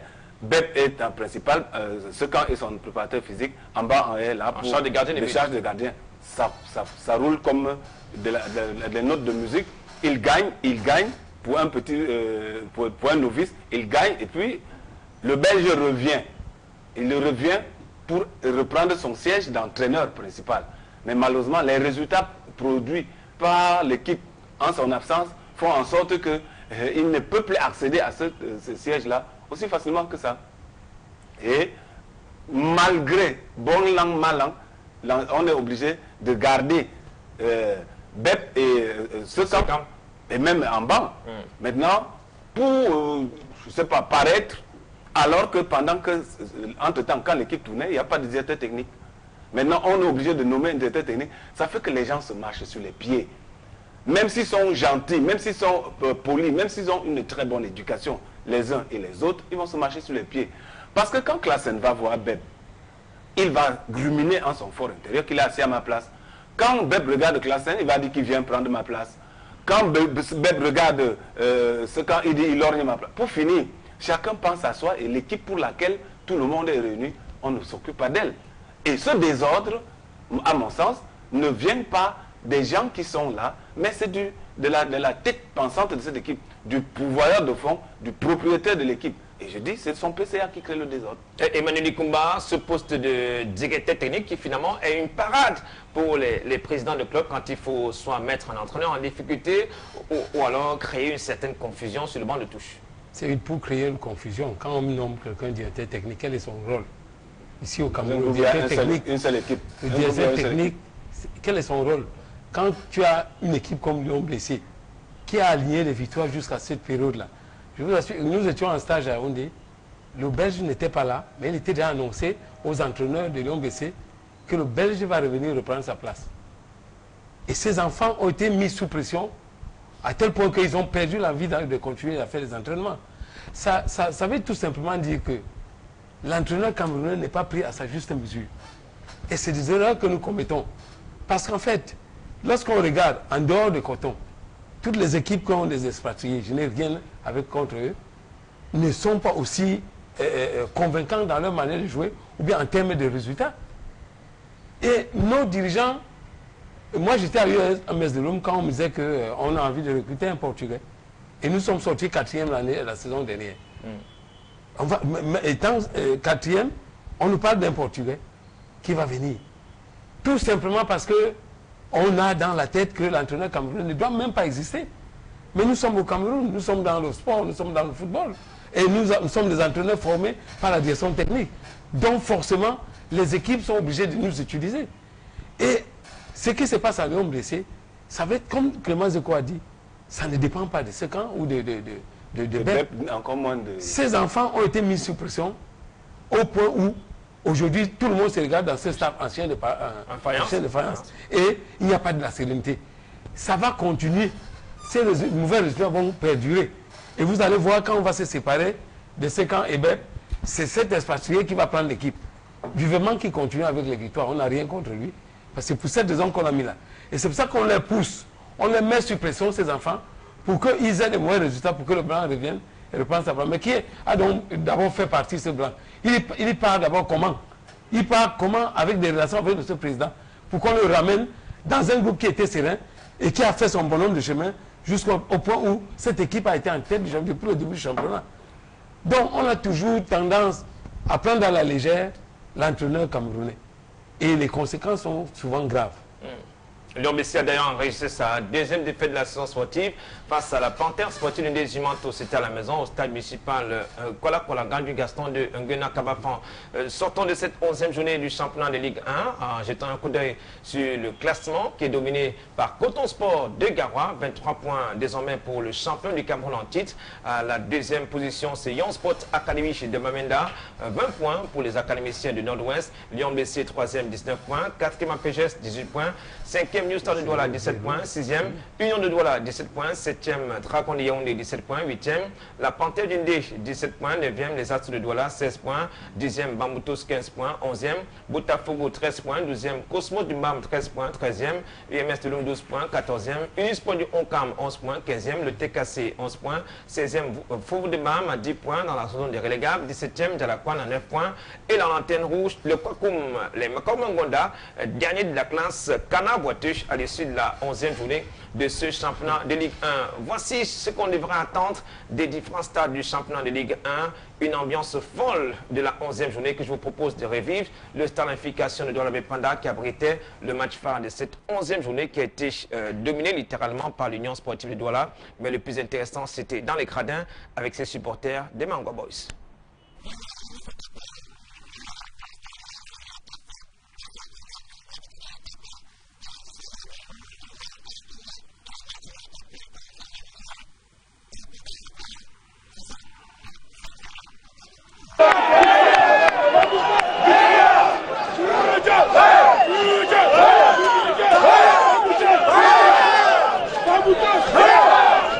Bamboutos Football Club de Bouddha à Douala, c'est un événement.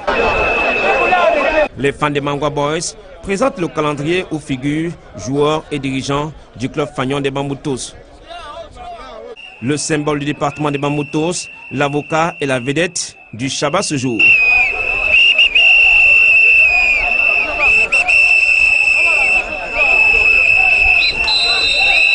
Pendant l'échauffement des joueurs de Bamboutos Football Club de Bouddha, chaque supporter veut faire entendre sa voix. En chœur, les nombreux fans de Mangwa Boys reprennent les chansons cultes des grands stades du monde.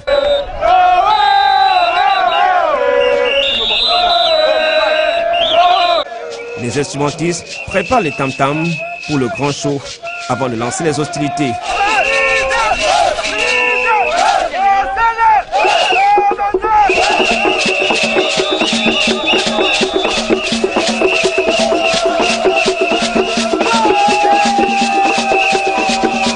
Un supporter de Bamboutos de Bouddha démontre comment l'avocat fétiche de Bouddha peut servir aux fins gourmets.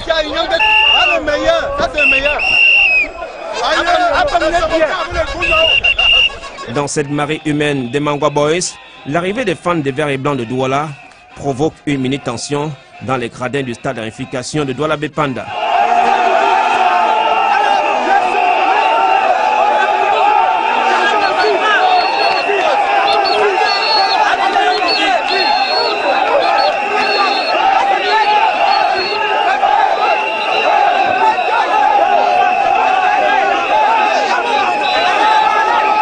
Bamboutos de Bouddha fait une démonstration de force.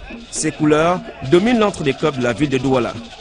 Bamboutos de Bouddha est bien accueilli à Douala comme à la maison.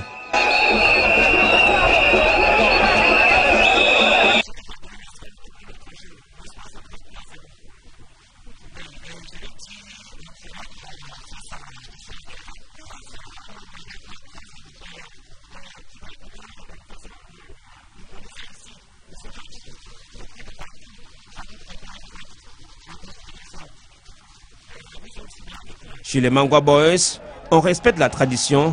Avant de descendre dans l'arène, joueurs, encadreurs, dirigeants et supporters sont sur la même longueur d'onde au moment d'exécuter l'hymne des Mangwa Boys.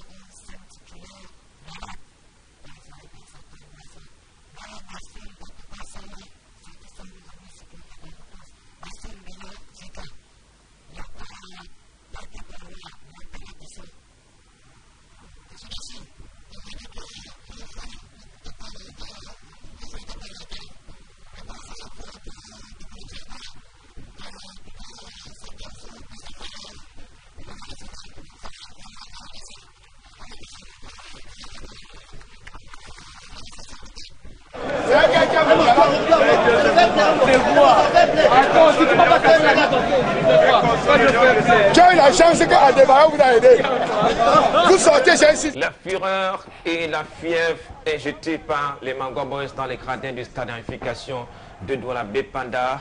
Monsieur Armand Diok, monsieur le responsable de la communication de la Ligue de football professionnel du Cameroun, qu'est-ce qu'on fait à la Ligue pour entretenir une telle affiche, pour entretenir un tel club, Bamboutos de Bouddha?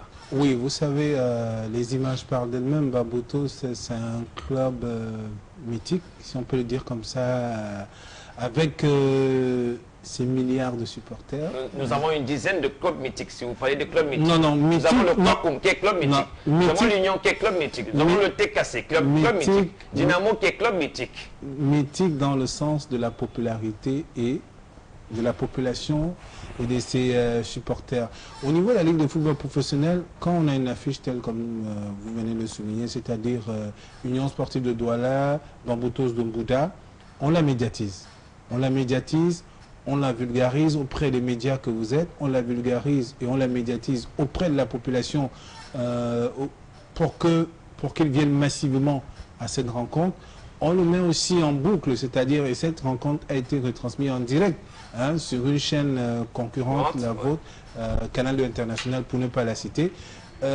C'est cet aspect-là des choses qui font en sorte que lorsqu'on a cette affiche phare, on met les petits plats dans les grands pour que véritablement la rencontre augure de belles perspectives. Et la preuve, vous avez vu ces spectateurs qui sont venus massivement au stade, c'est le fruit d'un travail en amont de la Ligue de football professionnel. Communication, travail en étroite collaboration avec les clubs. Je tiens à le préciser parce que nous travaillons en étroite collaboration avec les clubs pour que véritablement... Même si on ne sent pas réellement ce matraquage de la part de la Ligue pour porter ces affiches sur le plan national, pour ne pas dire la ville de Douala uniquement va se dérouler ce match. Non, le matraquage c'est quoi? Le matraquage en langage communicationnel c'est très simple. Pour le segment qui est le mien, spot d'annonce, crawl, annonce de la rencontre, comme on peut le dire, un allô de Papa Douala. On est ici à Douala, dans la ville de Douala. Au niveau du Cameroun, au niveau de la ville de Douala, ce sont ces éléments qui permettent un matraquage à outrance. Je pense que la Ligue de football professionnel du Cameroun a utilisé ces éléments, c'est-à-dire en faisant des spots d'annonce, en faisant passer les crawls, en médiatisant, en parlant en direct au niveau des différentes radios, que ce soit la vôtre, Radio Kinos, avec un certain nombre de vos collègues en ligne, que ce soit des radios... Bon, voilà, messieurs, nous allons évoluer. Est-ce que le championnat est professionnel au Cameroun, monsieur Ndiok? Non, le championnat est professionnel au Cameroun. Le championnat est professionnel au Cameroun. Le championnat est professionnel au Cameroun, mais... Que dit la professionnalisation du football, monsieur Ndiok? La professionnalisation du football demande les moyens logistiques et financiers et surtout des stades viables. C'est vrai, vous vous accrochez aux infrastructures, des pelouses praticables. Une suite logique, on a le beau jeu, affluence des spectateurs, avec impact, rentrée financière et achat de bons joueurs. Avez-vous l'impression qu'on a des éléments réunis pour avoir un championnat professionnel? Je vous ai dit d'entrée de jeu qu'il y a un manque criard d'infrastructures. Parce que les aires de jeu, il n'y en a pas au Cameroun. On peut le dire, mis à part les stades omnisports qui vont être faits, il n'y a pas d'aire de jeu. Il n'y a même pas les stades d'entraînement pour les clubs gazonnés et autres. Il n'en demeure pas moins qu'il y a du beau jeu. Ça, vous n'allez pas les... Il y a du beau jeu, il y a des personnes qui viennent dans les stades. Lesquels? Non, mais vous avez vu... Le stade de la réunification de le stade de la réunification... Avez-vous déjà une image de fameux classico, Tonnerre, Kalara Club Yaoundé, Canon de Yaoundé au stade Amadou Ahidjo? Oui, on l'a déjà eu. La saison passée... Non, écoutez, la saison passée, c'était pas le plein d'œuf, mais il y avait plus que les saisons d'avant. Mis à part un certain nombre de... Laissons Douala Yaoundé. Certaines équipes enregistrent des recettes de 6 000 francs CFA comme répartition au stade Amadou Ahidjo de Yaoundé. Il n'en demeure pas moins que c'est un travail que nous faisons tous les jours pour pouvoir mener ce... Mais laissons Douala Yaoundé. Allons à Bafang. Vous verrez qu'à chaque rencontre, là-bas, le stade est plein. Allons à Bafia. Vous verrez que là-bas, le stade est plein. Allons à Limbé, à Banganté. Le stade est plein. Donc, quand nous restons à Douala Yaoundé, le Cameroun ne se limite pas seulement à Douala Yaoundé. Et les rencontres, écoutez, les rencontres ne se limitent pas seulement à Bafang. Il y a des aires de jeu praticables à Bafang, à Banganté. Il y a des heures de jeu praticables à Banganté, à Bafia. Il y a des heures de jeu praticables à Banganté. Je vous ai dit, au niveau de ça, je vous ai dit, le football professionnel doit respecter la tritype. Oui. Beau stade et surtout avoir des spectateurs et les bons joueurs. Là, je vous ai parlé au niveau des spectateurs. Déjà, c'est-à-dire au niveau des spectateurs, il y a des gens qui viennent au stade. Quand je parlais de ces stades, Bafia, Bafang, Banganté et autres, c'était au niveau des spectateurs. Maintenant, s'agissant des aires de jeu, je le dis et je l'avoue, c'est-à-dire, et c'est un problème assez criard, c'est pas la Ligue de football professionnel de faire les stades. On mise pour les stades municipaux. Non, mais même les airs, c'est pas à nous de gazonner. C'est pas à nous de mettre du gazon sur les stades municipaux. Il y a les terrains stabilisés. On peut stabiliser. Vous connaissez le coût. Non, écoutez. Non, ne faites pas comme si nous sommes sur la planète Mars. Nous sommes au Cameroun. Non, justement, je ne vous amène pas là-bas. Mais nous, on est au Cameroun. Et je vous dis, il est de la compétence de la Ligue de football professionnel d'organiser ces compétitions de Ligue 1, de les gérer. Mais maintenant, s'agissant des éléments dont vous venez de dire, nous reconnaissons que ces éléments, tous ces éléments ne sont pas encore remplis parce qu'il y a un certain nombre de prérogatives qui ne sont pas dévolues à la Ligue de football professionnel. Hein, s'agissant de la construction de ces stades, ce n'est pas à nous d'aller construire les stades. Il n'en demeure pas moins que lorsque on voit que, par exemple, comme je disais tantôt, le stade Omnisport, peut-être pour des travaux... Vous mettez facilement sur le défensif. Non, je ne mets pas facilement. C'est-à-dire, nous allons de manière constructive. Il n'en demeure pas moins que nous allons vers les stades qui sont là. Hein? Ils sont là et on joue Je voulais dire à Armand que si au niveau des pelouses, il trouve qu'il faut des sommes exorbitantes pour refaire les stades, mais même au niveau des lampadaires, pour que le championnat là revienne se jouer. Vous voyez un match, regardez un match Union Bambutos. Si ce match avait été, si on avait livré ce match là dans la nuit, il y aurait eu beaucoup plus de spectateurs. Vous savez, la canicule même est un obstacle pour la production de bons spectacles. Est-ce que la Ligue se penche sur cet élément? Parce que voilà l'un des éléments pour que les gens reviennent véritablement au stade. Parce que si on ne joue pas en nocturne, nous n'aurons plus de stades pleins. Nous n'aurons plus de stades pleins et nous n'aurons plus des bons spectacles. Nous avons de bons joueurs au Cameroun, même comme des gens s'accordent à dire que le football camerounais a baissé, parce que ceux-là, ils suivent ce que les autres disent sans toujours vérifier.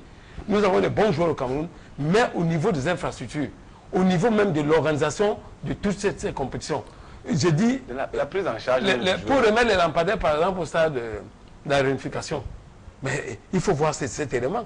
On a vu les conseils qui sont passés la nuit, tous les stades sont toujours pleins en nocturne. Voilà un élément qui peut faire en sorte que les clubs aient des recettes. Les clubs aujourd'hui tirent déjà par la queue, il n'y a pas de recettes. On attend la subvention qui va venir, de l'État qui va venir en compte-gouttes.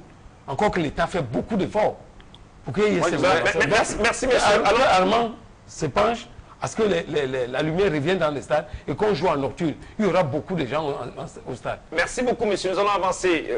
Nous allons apprécier la préparation des équipes cette semaine pour disputer les matchs de la 12e journée du championnat de Ligue 1. L'Union sportive de Douala qui a quitté la ville hier après une dernière séance d'entraînement. Les Nassara Kamakai qui sortent d'une brillante victoire, une victoire nette et sans bavure face à Bambutos Football Club de Bouddha 3-0.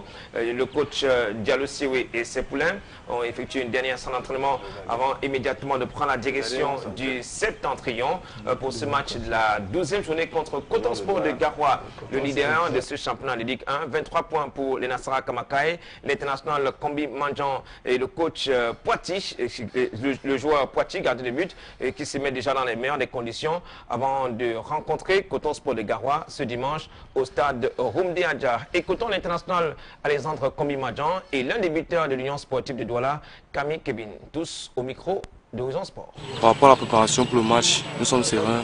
Déjà que contre Bambutos, on a fait une bonne prestation. Bon, nous essayons d'être toujours dans la même lancée, d'être plus posé, plus calme, serein. Et surtout, c'est l'état d'esprit qu'il faut garder et aller à Garoua, puisque c'est un match qui ne sera pas vraiment facile.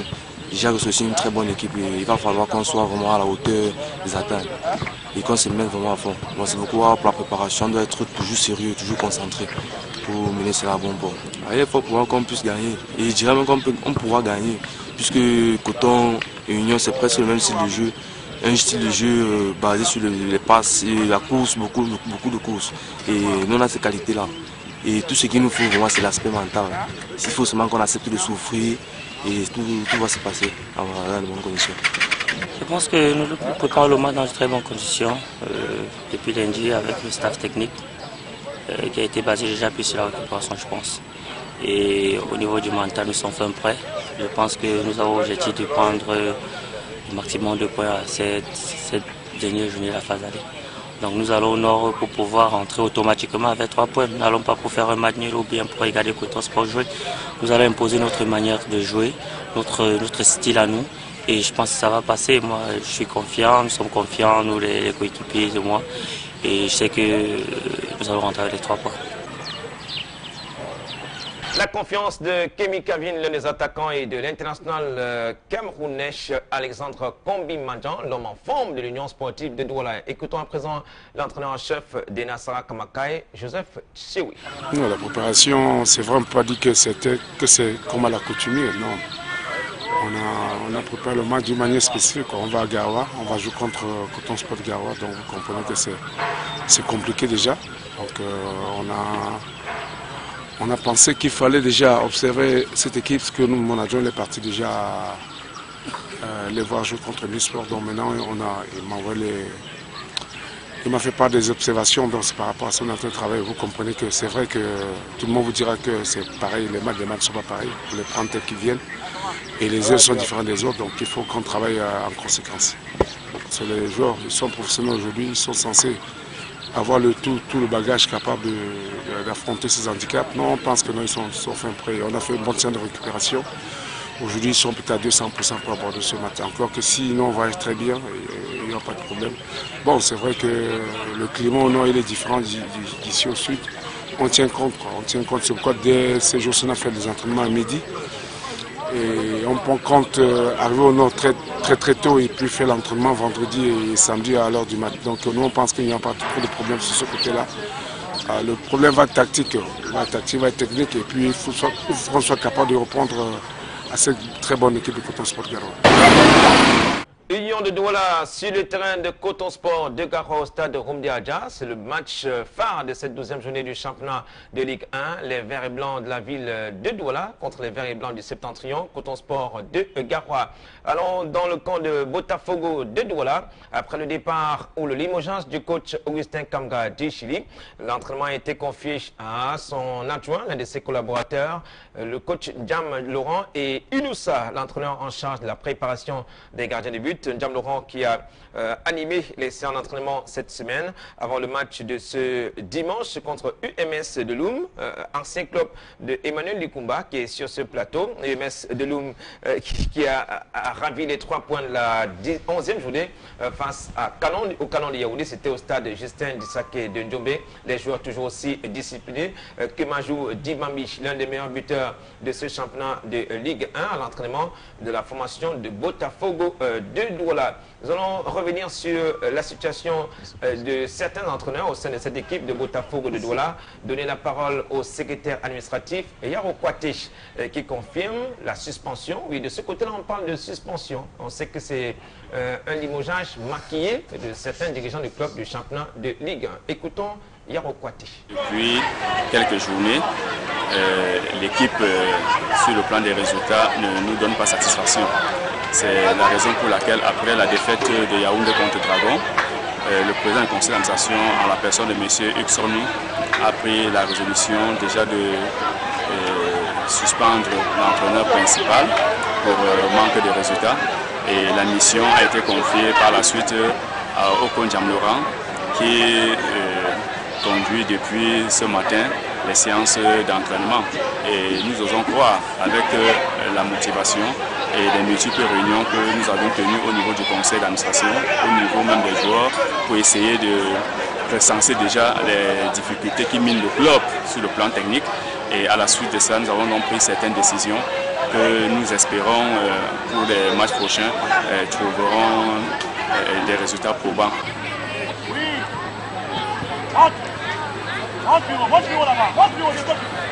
Yaro Kwate, monsieur le secrétaire administratif de Botafogo de Douala, club fondé par Hugues Tchobni, ancien président de l'Aigle Royal de la Ménoire. Allons chez les nouvelles étoiles de la ville de Douala, New Star de Douala qui prépare également ce match de la 12e journée sur le terrain de Lyon. BC de Foutouli, il y a ce match de sursis accordé au staff technique de Lyon BC de Foutouli et New Star de Douala. Cette semaine à l'entraînement également, on a préparé ce voyage dans l'ouest du pays. Yem Romeo et tous les autres partenaires à l'entraînement au stade annexe Omnisport de Bépanda sous la conduite du coach Anissé Mbargafouich et ses collaborateurs Léon Tuentich et le coach Limp.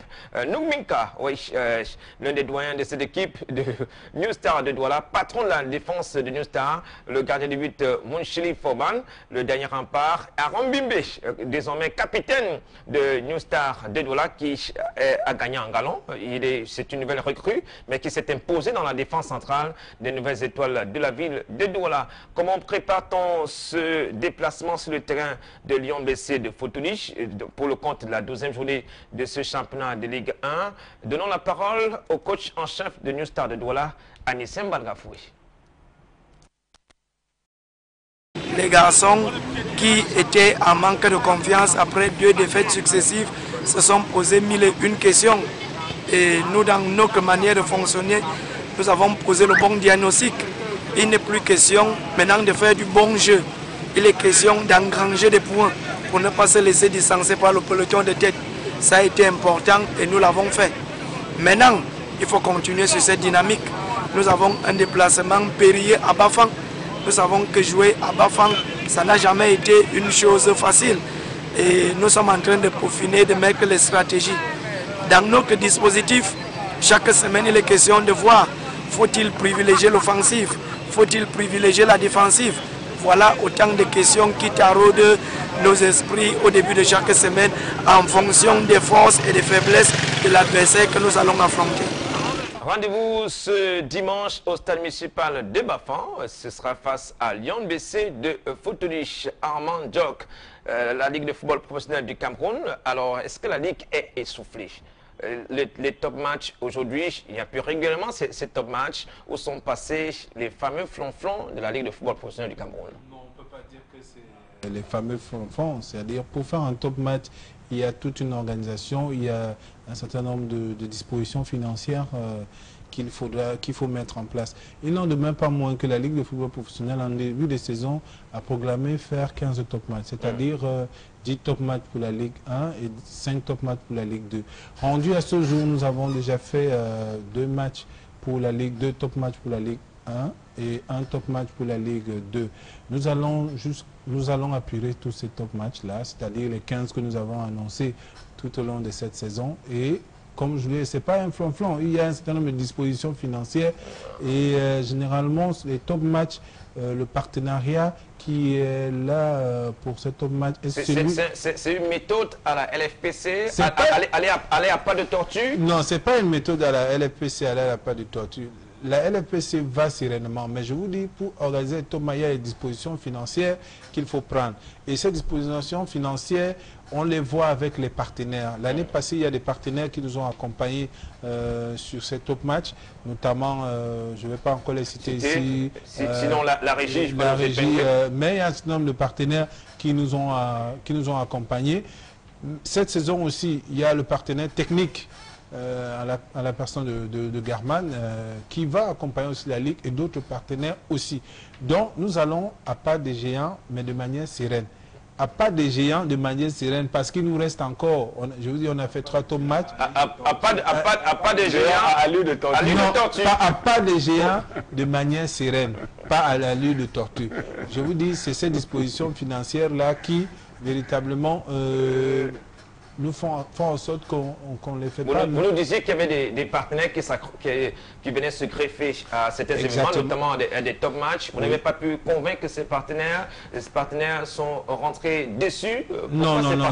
Ces partenaires ne traînent pas le pas. C'est-à-dire que chaque partenaire, notamment, je vais les citer là maintenant, la régionale, Campos et autres, ces partenaires en début de saison organisent un certain nombre de choses et dans le timing qui est le leur et le cahier de charge que nous avons ficelé ensemble, leur participation à des moments donnés. Nous sommes allés vers d'autres partenaires qui nous ont promis une certaine participation et tant que ce n'est pas encore conclu, nous ne pouvons pas le dire sur vos antennes, mais nous sommes en étroite négociation avec des partenaires pour que ces derniers accompagnent les top matchs. Et je vous ai dit en début de saison, nous avons décidé de faire 15 top matchs et nous allons respecter ces 15. Nous sommes rendus à 3 top matchs. Rappelez aux téléspectateurs, sur les 15 top matchs, vous avez réalisé que 3 top matchs, c'est-à-dire 2 en Ligue 1, et un en Ligue 2. Nous sommes à la 12e journée du championnat professionnel, M. Diok. Il n'en demeure pas moins que nous allons apurer ces différents top matchs. Comment allez-vous donner un coup d'accélérateur à l'organisation de ces top matchs? Il a dit qu'il se hâte lentement. Non, je n'ai pas dit que nous hâtons lentement. Nous partons à pas de géants, mais de manière sereine. Okay. La sérénité ne veut pas dire la lenteur. La sérénité, c'est-à-dire vous utilisez les instruments nécessaires qui vous permettent d'appliquer et d'implémenter ce que vous voulez faire. Et nous allons le faire. Okay. Les autres affiches de cette deuxième journée du championnat de Ligue 1, notamment Unisport du Haut-Camp face à Foro Club de Baham, sans Joseph Kwaep Monté, qui est désormais ex-coach, et la Panthère du Dé contre Yon Sport Academy, qui est l'une des équipes très joueuses de ce championnat. Bamboutos de Bouddha, APGS de Fou, ce sera le premier match de Théophile Fenkous sur le banc de touche des Mangwa Boys à l'Arena Stadium de Bouddha Clément Zeko. Oui, je crois que ce sera pour lui le baptême, pas le baptême de feu, le temps qu'il s'imprègne. Je crois qu'il a eu le temps de regarder les matchs de Bamboutos de temps en temps pour avoir une appréciation, mais c'était une appréciation de l'extérieur. Maintenant, de l'intérieur, comme il est le premier responsable technique, il doit avoir une autre technique d'approche. Et ce match-là va servir de thermostat. Et à partir de là, je crois qu'au sortir de là, il saura exactement, parce que je ne suis pas certain qu'aujourd'hui, qu'il distingue tous ces joueurs déjà. Vraiment, ce ne sera pas, c'est pas si facile que ça. Il va apporter ce qu'il peut apporter pour corriger par rapport aux erreurs qu'il a pu voir de l'extérieur. Mais maintenant, il va s'imprégner de son premier match et après, il va essayer de mettre sa touche. Bon, j'espère que dans son contrat, on a bien défini les objectifs à court, à moyen et à long terme pour qu'on sache s'il a dévié du cap ou pas, s'il est dans le cheminement ou pas, pour que l'on soit capable de le laisser continuer ou de l'arrêter aussitôt que ça a dévié. Ben, on suivra également le match des Canards Boiteux, le match des mal classés, le Canon de Yaoundé qui accueille Ndialakwan Sport Academy de Limbé. On va vous dire merci beaucoup, messieurs, d'être venus sur le plateau de Ouzan Sport ce soir. Clément Zeko, c'est pratiquement terminé. Monsieur Armand Diok, responsable de la communication à la Ligue de football professionnel du Cameroun. À quand peut-on attendre un peu un semblant de respect de la tritype du football professionnel? Je vous ai dit... stade, spectateurs et achat de bons joueurs. Il faut savoir qu'il y a des spectateurs dans les stades, ça c'est une vérité, il y a de très beaux joueurs. Mais maintenant je reste sur ce que je suis en train de vous dire, il y a un manque criard d'infrastructures et je ne pense pas qu'au Cameroun, c'est à la Ligue de football professionnel du Cameroun de construire les stades. Monsieur le Président peut aller bousculer également. Pourquoi la Ligue ne réussit-elle pas à définir clairement les périodes d'interruption dans le championnat? Non, vous savez, il y a un certain nombre d'éléments de contingence. La trêve, la reprise et... Nous présentons toujours de manière officielle notre calendrier. Oui. Et je pense que cette saison, nous l'avons aussi fait. Et il y a souvent des contraintes, comme je le dis toujours, et je pense que cela est connu de tous les Camerounais. Il y a un mot que j'emploie beaucoup, des contraintes exogènes. C'est-à-dire des contraintes exogènes au-delà de la Ligue de football professionnel. Voilà. Merci beaucoup, messieurs. On va dire merci à Emmanuel Likumba. Merci à Armand Diok, responsable de la communication à la Ligue de football professionnel du Cameroun. Merci également à Clément Zeko. Mesdames et messieurs, bonne fête de travail une fois de plus à tous les travailleurs du Cameroun et du monde entier. Ceux qui réussissent doivent leur succès à leur persévérance. C'est une citation de Ramana Machari. Mesdames et messieurs, bonsoir à tous. Salut et à vendredi prochain.